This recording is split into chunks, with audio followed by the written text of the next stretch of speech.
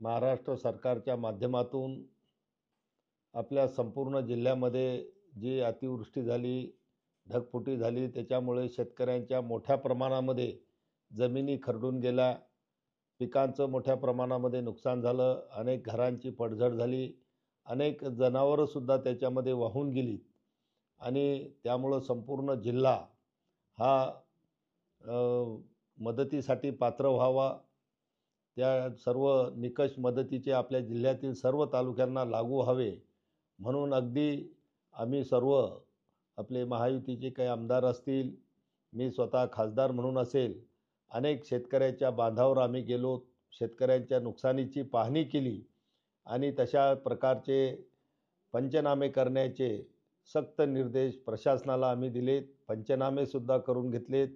गाव पातळीवर त्याचं वाचन करावं, गावातील कार्यकर्त्यांनी ते पंचनामे व्यवस्थित झालेत की नाही याची खात्री करून घ्यावी, अशा प्रकारच्या माहित्यासुद्धा आम्ही सर्व कार्यकर्त्यांना, शेतकऱ्यांना गावागावामध्ये जाऊन त्या ठिकाणी दिल्यात आणि त्यामुळं आपले सर्व पंचनामे आणि नुकसान, खरडून गेलेल्या जमिनी, मृत जनावरे, पडझड झालेली घरं यांचा सगळा अहवाल तयार करत असताना राज्य सरकारकडे सुद्धा तो पाठवला.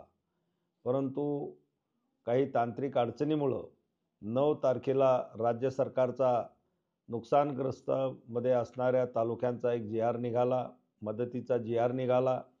त्या जी-आरमध्ये काही तांत्रिक अडचणीमुळं बुलढाणा जिल्ह्यातले जवळपास 4 तालुके हे त्याच्यामध्ये आले नव्हते. त्यामध्ये विशेष म्हणजे लोणार, मेहकर, जळगाव जामोद आणि संग्रामपूर.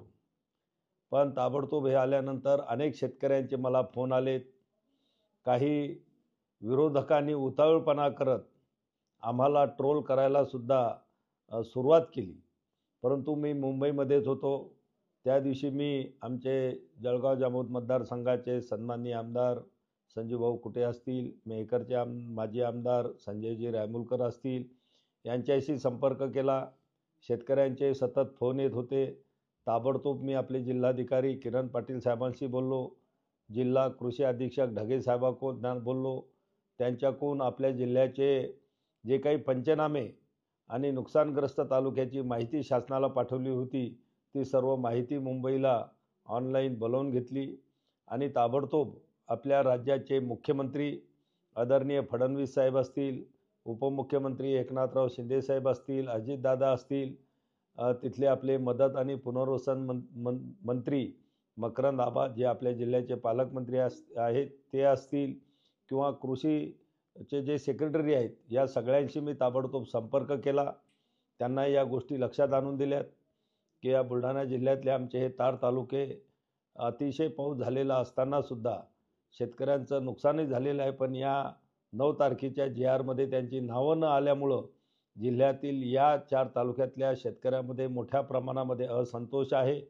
ताबडतोब आपण हे पंचनामे पुन्हा एकदा आलेले जे अहवाल आहेत जिल्हाधिकारी आणि जिल्हा कृषी अधीक्षक यांच्याकडून ते पडताळून तुम्ही पहा. त्यांना मी त्याच्या कॉपीजसुद्धा पाठवल्यात आणि त्यांनीसुद्धा मान्य केलं की हे तांत्रिक चुकीमुळं हे 4 तालुके आलेले नाहीत आणि लगेच दुसऱ्याच दिवशी 10 तारखेला एक नवीन जी-आर निघाला आणि त्यामध्ये लोणार, मेहकर, जळगाव, संग्रामपूर या 4ही तालुक्याचा समावेश करत जिल्ह्यातील 13ही तालुक्यातील शेतकऱ्यांना या अतिवृष्टीची मदत, खरडून गेलेल्या जमिनीला सुद्धा मदत मिळणार आहे, पिकाची मदत मिळणार आहे, जी काही घरं पडझड झाली असेल त्याची मदत मिळणार आहे, काही आपली जनावरं त्या पाण्यामध्ये वाहून गेली असतील, मृत झाली असतील, तर अगदी कोंबडीपासून तर दुभत्या जनावरापर्यंत शासकीय नियमाप्रमाणे मदत आपल्याला मिळणार आहे.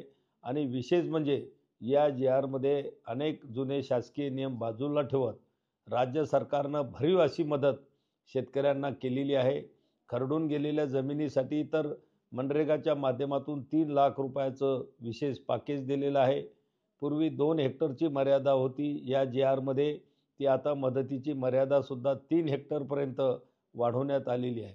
म्हणजे अतिशय चांगली मदत आमच्या शेतकऱ्याला केल्याबद्दल मी माननीय मुख्यमंत्री, दोन्ही उपमुख्यमंत्री, मदत पुनर्वसन मंत्री आणि पूर्ण महाराष्ट्र राज्य सरकारचे त्या ठिकाणी त्यांना मी मनापासून शेतकऱ्याच्या वतीनं धन्यवाद देतो.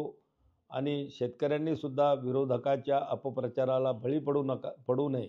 हे युती सरकार शेतकऱ्यांचं आहे. शेतकऱ्यांच्या पाठीमागं आम्ही सर्व खंबीरपणानं उभे आहोत.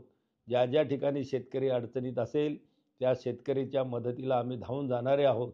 केवळ भाषणबाजी आणि सोशल मीडियाच्या माध्यमातून अपप्रचार करणं एवढाच धंदा मात्र आमच्या विरोधकांना शिल्लक राहिलेला आहे. त्याच्यावर विश्वास ठेवू नये आणि आपल्याला मदत निश्चितपणानं लवकरात लवकर आपल्यापर्यंत कशी येईल यासाठी आम्ही सर्व प्रयत्नशील आहोत. धन्यवाद. जय हिंद. जय महाराष्ट्र.